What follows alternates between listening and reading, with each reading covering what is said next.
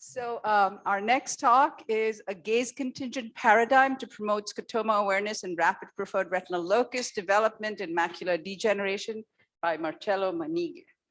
Hello. Hi. First of all, thank you to the organizers for this opportunity and also for the conference in itself, because it really touched on many topics that I'm curious about and my research is trying to move forward. And actually, some of the context for my presentation came already yesterday from the talk Dr. Gonzalez on visual field loss and scotoma awareness or lack thereof in patients with macular degeneration.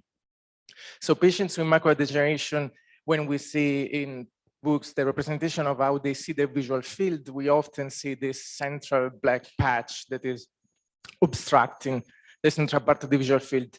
But in reality, what they perceive is a little bit more complex, and sometimes they're unaware of the location, the shape, and the size of the scotoma.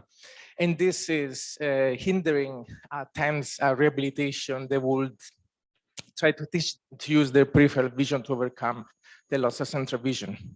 So our approach to improve scotoma awareness in order to promote use of peripheral vision to overcome central vision loss actually comes from studies in vision science where they simulated central vision loss by using gaze-contingent displays. The way we did that is basically to simulate and visualize the retinal scotoma in the visual field while participants are engaged in visual tasks. The way we did that was to take a picture of the fundus of the retina, create a layout of the scotoma, and then use this in a eye-tracking-guided gaze-contingent display.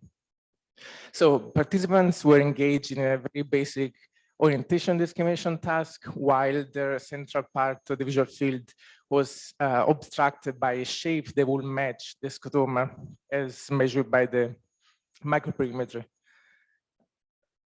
I have a little video here. I don't know if you can see that.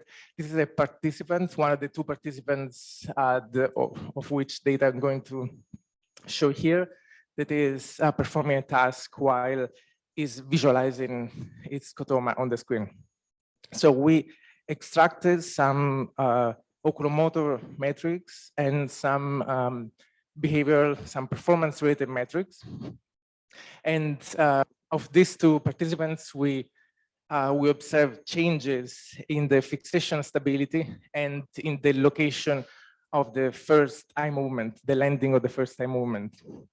In particular, for participant number one that had the larger scotoma, we observed an improvement in the number of first eye movement that will put the target outside the scotoma.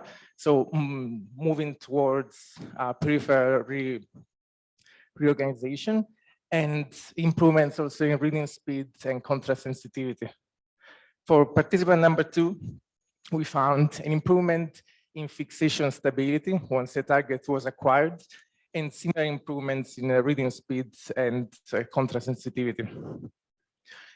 Overall, we are still collecting data on a larger scale study, so a larger number of sessions and a larger number of assessments. But these preliminary results are quite exciting in terms of oculomotor metrics improvement and also visual sensitivity and reading speed.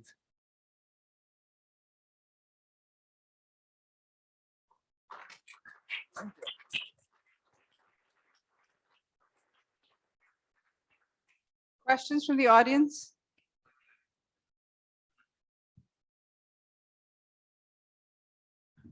Hi, thanks for the talk. So when you were talking about kind of putting their scotoma on the screen, how does this exactly work? Do they see the edges because it's kind of jittering a little bit? Okay. Yes, exactly. So I don't know if you can see in the video, what they see is the full shape, but then of course, the central part will be falling exactly within the scotoma, and the border is just slightly augmented with respect to the retinal scotoma, so that they can use the border as an oculomotor reference to put the border next to the target of interest. So the border is really the important thing that's helping with the training. Yes, exactly. And this comes from studies in simulated central visual loss, showing that when you have a hard edge border, you can promote some of these peripheral oculomotor behaviors. Thank you. Thank you. This looks very promising, and she won't say it, but she had this idea. Laura Walker had this idea about it about 10 years ago. That's as long as it takes to get it into practice.